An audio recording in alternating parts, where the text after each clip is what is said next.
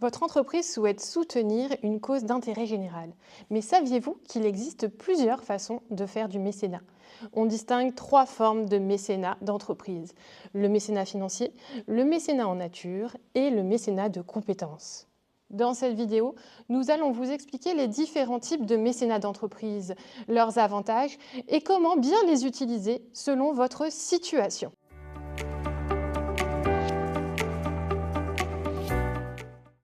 Le mécénat d'entreprise, c'est un don fait par une entreprise à un organisme d'intérêt général, sans contrepartie directe. C'est aujourd'hui un pilier majeur de la RSE. Le mécénat permet aux entreprises de contribuer à l'intérêt général de manière concrète et de bénéficier d'une réduction d'impôt de 60% du montant du don.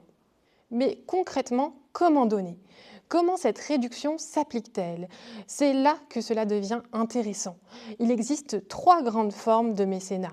On les passe en revue ensemble. Le mécénat financier, c'est la forme la plus courante du mécénat d'entreprise. L'entreprise fait un don d'argent à une association ou à un organisme d'intérêt général. C'est simple, rapide et essentiel. Pourquoi? Parce que le mécénat financier permet de démarrer un projet, couvrir des dépenses clés, sécuriser un budget annuel. Sans mécénat financier, beaucoup de projets resteraient sur le papier. Les avantages du mécénat financier sont la simplicité de mise en œuvre, une grande liberté pour l'organisme bénéficiaire et l'impact immédiat sur les projets. Il est idéal pour toutes les entreprises, quelle que soit leur taille, et permet de soutenir des projets précis. Le mécénat financier, c'est souvent la porte d'entrée du mécénat d'entreprise. Notez bien que l'association doit être reconnue d'intérêt général et qu'elle doit vous délivrer un reçu fiscal conforme. Le mécénat en nature, c'est lorsqu'une entreprise donne des biens ou des ressources matérielles. Par exemple, du mobilier, de l'électroménager, du matériel informatique, des matériaux de construction, des équipements adaptés ou même des locaux.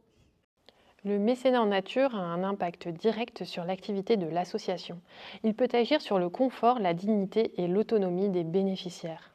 Il peut aussi aider au fonctionnement de l'association elle-même et à développer une économie locale circulaire vertueuse.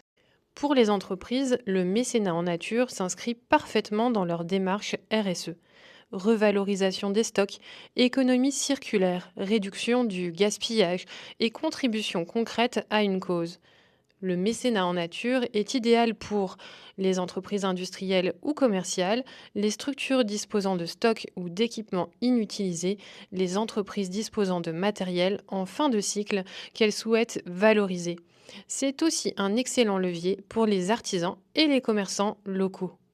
Notez que la valorisation du ton doit être juste et documentée. On parle ici de la valeur nette comptable ou du prix de revient, pas du prix de vente public. Le mécénat de compétences, c'est une forme moins connue du mécénat d'entreprise. Le mécénat de compétences, c'est donner du temps et du savoir-faire. Ici, l'entreprise mobilise un ou plusieurs salariés sur leur temps de travail pour soutenir une association. Les associations ont souvent peu de ressources internes. Le mécénat de compétences leur apporte des bénévoles pour les activités courantes de l'association. Il peut s'agir de compétences diverses, comme une expertise en gestion, de l'aide juridique, de la communication, de l'aide informatique ou encore d'autres activités telles que du jardinage, de la peinture, etc. Cela peut prendre la forme de missions ponctuelles ou de missions sur le temps long, comme par exemple des missions de mécénat de fin de carrière. Grâce au mécénat de compétences, les équipes associatives gagnent du temps et se professionnalisent. Les avantages du mécénat de compétences permettent ainsi de développer l'engagement des salariés et valorise également les savoir-faire internes.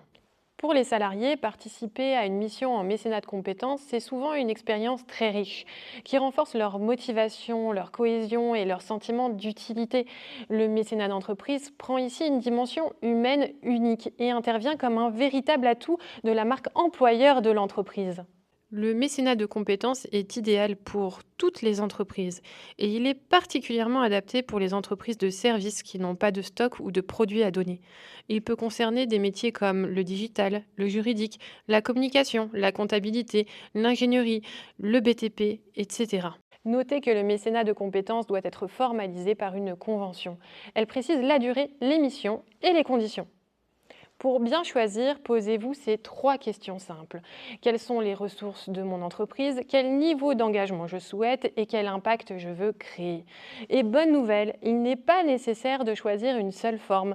Le mécénat est encore plus puissant lorsque les 3 formes se complètent. En résumé, retenez bien ce tableau. Pour le mécénat financier, vous donnez de l'argent. Il est idéal si vous avez des ressources financières, vous voulez agir vite et simplement.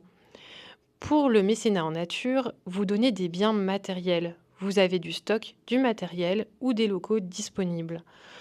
Pour le mécénat de compétences, vous donnez du temps de salarié.